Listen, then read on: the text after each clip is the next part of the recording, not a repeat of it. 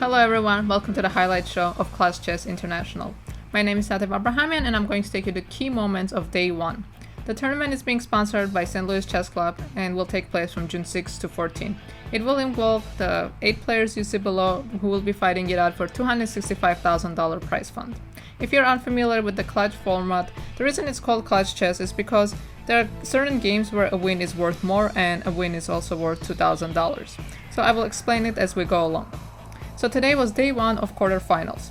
So we had a very exciting day of 2 matches, Magnus Carlsen versus Jeffery Xiong and Maxime Vachier-Lagrave versus Wesley So. So let's take a look at what happened in those matches. So let's start with the match between Magnus Carlsen and Jeffery Xiong. So this was a very tough match for a young 19-year-old American because he lost his first 3 games in a row. So let's take a look at the key moments in those games. So in the first game, Jeffery was actually up a piece, but the game was very up and down and both players had their chances. So the final mistake came on move 34, so let's see what happened right before. So we're at move 33, so queen b7 was played, and here Jeffery blundered with bishop g4. And the reason this is a blunder is because white has this move queen b8 taking advantage of the back rank, queen f8, and now knight f6, winning the piece back. So there's still some fight left in the game, so let's take a quick look at what happened. And I will show you another key moment in this game. So d5, limiting the knight. So king is running to take that pawn. White decides to part ways with the a pawn and instead takes the d6 pawn and goes for the kingside pawns. So knight goes to e6, and now Magnus is pushing his h pawn, defending the knight. So Jeffery decides to create his own counterplay. So takes. Rook b1. So now rook d8 is impossible, because after take and queen, there's rook h1 check, winning the queen back. So instead Magnus plays g5.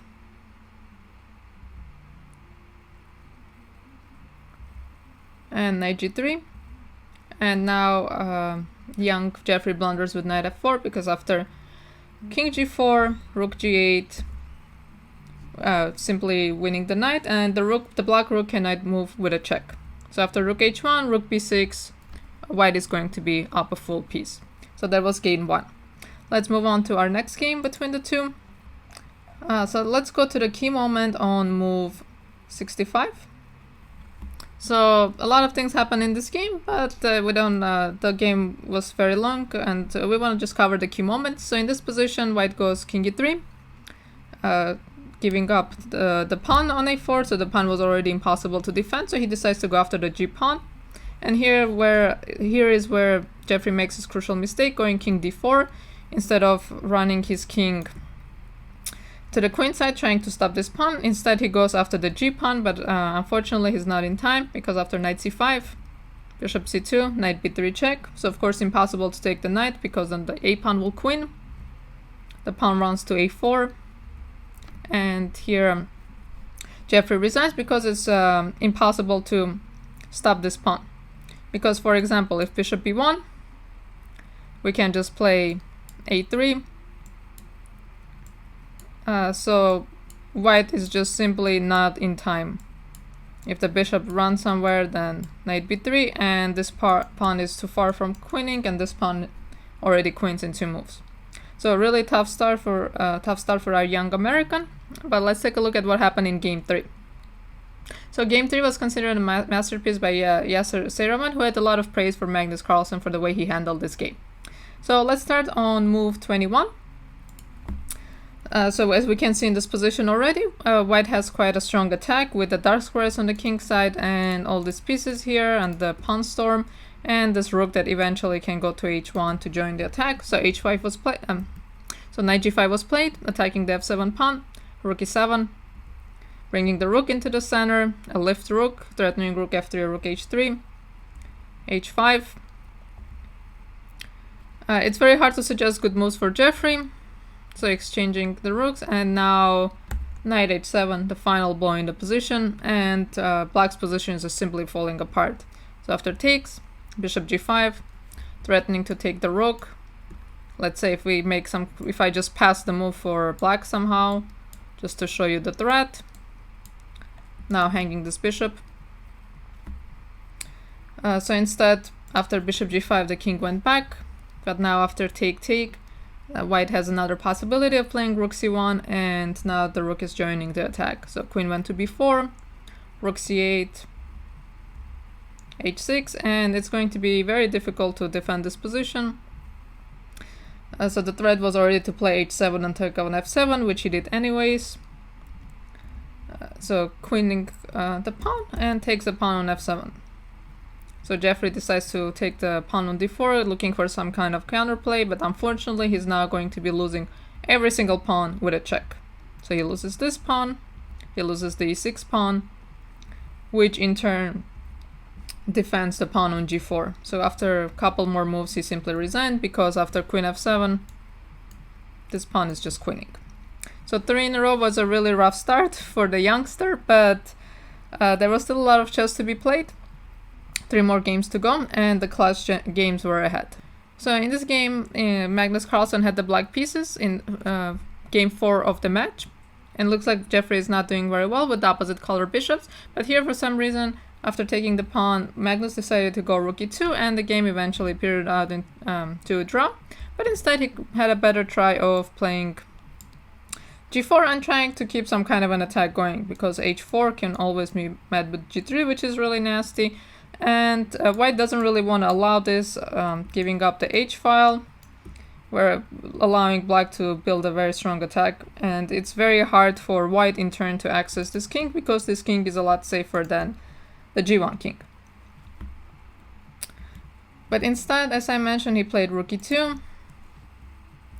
And after some more exchanges and trading queens, there was still some fight left in the position, but eventually Jeffery managed to draw the game. So it was very important for him to stop bleeding and to get back on the scoreboard with half a point. So up next were the 2 clutch games. So the reason this is called clutch chess is because of these clutch games, where each win is worth 2 points and the draw is 1 point.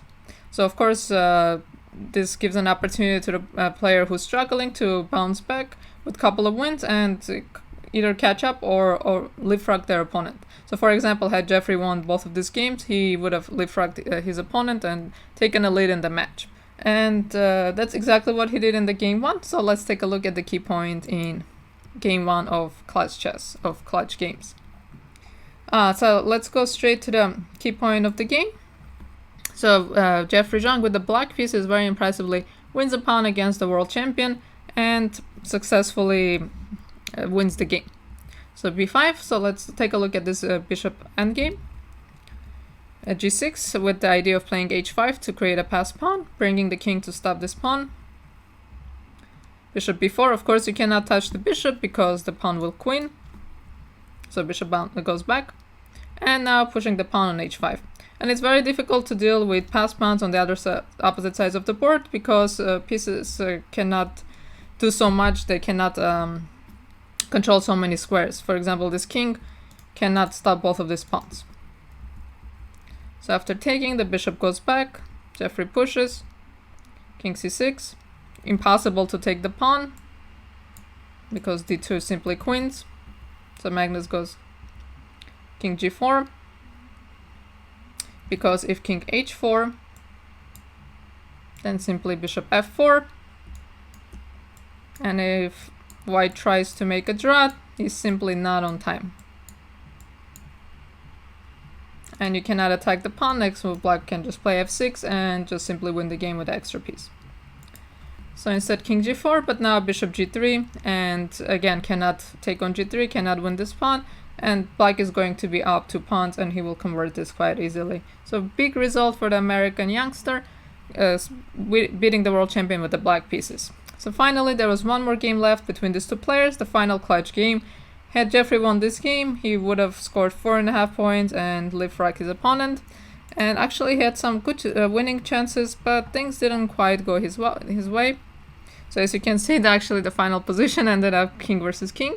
So let's jump to key moment in this game. So In this position, rook hb1 is played. Bishop e4, king goes back, check, and here is where Jeffery made a mistake with taking on e5. Instead, he could have played bishop c5 and rook d1, threatening this really annoying check of bishop d6. And it's impossible to take this rook. And now actually it's really hard to find a good square for the knight. Cannot go to e7. If you go to d6, you're losing a bishop at the very least. And if you go knight a5, we push the pawn. If the king goes back, we push the pawn one more time, winning a piece. So actually after bishop c5, rook d7, rook d1, black's best chance is to take on f4, give up the exchange and fight in this position. But of course white is the one in the driver's seat. So a big missed opportunity for Jeffery Xiong, but he felt very good about the second half of the tournament, rightfully so, and Magnus himself said that he was getting tired while his opponent started playing better. So we will see how this match will end. Actually, tomorrow there'll be a series of different matches I'll mention later, and this match will resume on Monday. So let's go back to our Maxime Vachier-Lagrave versus Wesley So match. So Wesley So was actually the winner of the first edition of Clash Chess. He defeated Fabiano Caruana in the finals. So he's actually quite familiar with this format. So let's take a look in the first game. So this was great preparation by Wesley So, but unfortunately he was not able to convert. So let's go to move 16. After castles, rook f1, eyeing the f7 pawn, bishop h4, g3, just ignoring this check, and simply taking the pawn and castling. And as we can see, black's position is just awful. This king is going to become a very problematic piece. So queen comes into the game, g6 pawn is falling, takes the pawn, and queen e7, rook h4, so simple mate threat. There's no time to take this pawn, because for example, if you take, this is going to be checkmate. So instead, Maxime Vachier-Lagrave decides to take the rook on h4. But now he's unfortunately down the queen. He does have a rook and a knight. So a few moves later, something really shocking happens. In this position, Wesley So plays queen b7, plundering knight d6. And the unfortunate thing is the queen cannot go anywhere to attack this rook. Cannot go to d7, cannot go to f7, cannot go to c6, cannot go to b5. All the squares are covered. So because there's no way to attack this rook, and this rook also is untouchable, he has to go for this line. So there was still a lot of fight in this game, but it eventually ended up in a draw. So let's move on to our next game. This is the opposite of the Magnus versus Jeffery match, because this match started with 3 draws. But in every game, Wesley So was the one with the chances, so eventually he did manage to win a few games. So let's go to our next game, which also ended in a draw. So this game, a lot of key points, but what I wanted to show you is the ending of this game. And this is something every chess player should know, how to hold this kind of an endgame. So rook b8, so Wesley So with the black pieces again, he had some winning chances, but eventually we ended in this game. So a4, c5, king comes here, king comes closer, and the problem for white is this king is just too far away from the action. Now check, couple of checks later, and this is the key part, playing rook b3. So I hope all of you who are watching this, you're familiar with this defense. It is called the Vancouver defense. So the key is when the king comes closer, the rook stays on the side, and as the king gets closer to the pawn, is checking the king from the side. And then when the king attacks the rook, you swing the rook to the other side. If the pawn ever pushes, simply put the rook behind, go all the way back, and you can just wait back and forth on these squares. So every chess player should really know this endgame. So king e4 was played, again checking from the side, and the game ended in a draw. The players agreed to a draw, knowing that this is a well-known endgame and Wesley knows how to hold it. So let's take a look on game 3. Okay, so let's start with this position. So this was also, I think, some kind of a preparation, because as we see, both the players ended the game with more clock So I think this was some kind of a preparation, because as we can see, the players ended the game with more time on their clock. So even though I couldn't find any games in the database, I think this was some kind of home preparation for both of them. And Maxime actually played the Slav in both games, and we're used to seeing the Grunfeld from him. But there was some kind of a switch from him. So I don't know if this is something we should expect in the candidates or not. But in this particular tournament, he has been playing different opening. So Bishop c3 was played before, sacrificing the bishop. Queen a4, queen escapes. Bishop b5, another crazy move. Knight f6. And this is a very bizarre repetition. So I think when you play something like this with white, you kind of hope your opponent doesn't know it, because these are objectively the best move for both sides. So if both players play the objectively best moves, the game ends in a draw. And the game ends in a really funny repetition. So these were our first 3 games, which ended in a draw. But in every game, as we can see, Wesley either had good preparation or he had the big edge. So, eventually when you're constantly in a bad position, at some point you do crack, and that is what happened in the next game.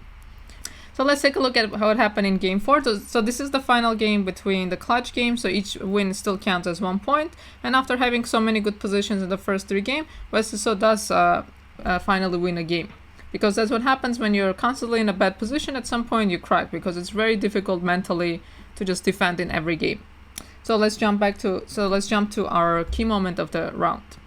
So as you can see, just take a second to digest what's going on in this position. So this position is absolutely crazy. Black did take a rook on a1, but obviously this knight is trapped. And at this point, white decides to just go after this knight and get it. So taking it immediately doesn't work, because check, and take on b5. So instead, Bishop e2 is played, which is actually a mistake for a really remarkable reason. So Wesley finds this amazing resource in the position. Brilliant move, rook d3. So the idea is to attack this knight indirectly by cutting off this defense. So after taking, now we also created a square for our knight, and the knight will actually, once the knight lands on c2, it will capture the pawn on a3. So rook a1 was played, and if you try a knight c7, actually this knight is trapped, so it's impossible to get this knight out. So after, let's say, bishop e5, the knight will go to c2, and at some point c4 will be played. If the king escapes, we can take it, and the knight will escape. So actually a pretty funny position with both of the knights trapped, because the c2 knight cannot move, the c7 knight cannot move. But instead Maxime decides to take, and we end up in this and then we eventually found ourselves in this opposite color bishop endgame. But because there are rooks present, and because black is up a pawn, and this very poor structure in white's position, these two passed pawns position, the position is actually very tough to hold. So bishop d2, a rook lift, very nice maneuver. And after exchanging, let's see how let's see how Wesley So wins this game. So pushing the pawns, and there's a nice entryway for the king. So the king just gets into the position, defending the pawn. And so after bringing the king to the other side of the board, h6. Okay, after g5, takes, f takes g5. Actually, Maxime ran out of time, and black won the game. So this was the first victory by Wesley So, who now is a point ahead. So up next are the two clutch games, where each win is worth 2 points and a draw is 1 point. So let's take a look at those two games. So if we take a look at this position, white has really nice expansion in the center. So he plays a4, Maxime goes b5, takes, and keeps expanding. And after g4 we realize that this light square bishop is in trouble, and white is simply trying to trap it. If you take, the bishop is trapped. So instead f5 is played, exchanging the dark square bishops, and we will see the very good technique by the American player. Going c4, d5, d6, distracting the rook, taking this pawn, penetrating on the 7th rank, stopping any kind of threats on the 2nd rank, taking the pawn, and the rest is just a matter of very good technique. Rook c7, creating a mating net. So the king runs back, still in a mating net. White, we have a threat of mate in 2. So check. And here resigns, because there are a lot of ways to win. We can consider taking on c6, going into the pawn endgame, or just simply coming here and just going after these pawns and just winning them. So just a hopeless position for black, so there's no reason to continue. And with this win now, Wesley So has 3-point lead over his opponent, because the win was worth 2 points. And let's take a look at the final game. Wesley So with the black pieces. Let's jump to our key moment in this game. So we reached this. So in this game, actually, Maxime showed amazing resilience to fight back and make a drop, because as we can see, he is down a pawn, and black does have these 2 connected passed pawns, but thankfully his king is stopping the pawns, and this king is not very active. So here Maxime finds the great resource of a5, breaking apart black's pawn structure and starting to take pawns. So now the material is equal, and white himself has this passed pawns. So now he has better chances to make a draw. King h3. And now black is the one who decides to give up this pawn and go after this one. And the game ends in a draw quite quickly, as all the pieces get exchanged, and we have king and king versus king. So day 1 of quarterfinals ended with Magnus Carlsen with a point lead over his opponent, and Wesley So a 3-point lead over his opponent. So both Wesley So and Jeffery Xiong actually win $2,000 extra for winning clutch games. So these matches are going to resume on Monday. Tomorrow we're going to have a very exciting day, as we're going to have Levon Aronian versus Alexander Grishuk and Fabiano Caruana versus Lenier Dominguez. So make sure you're checking out those games on uschesschamps.com or on St. Louis Chess Club's YouTube channel. There's going to be live coverage by Yaz, Jen, and Maurice starting at 1 p.m. Central. See you then.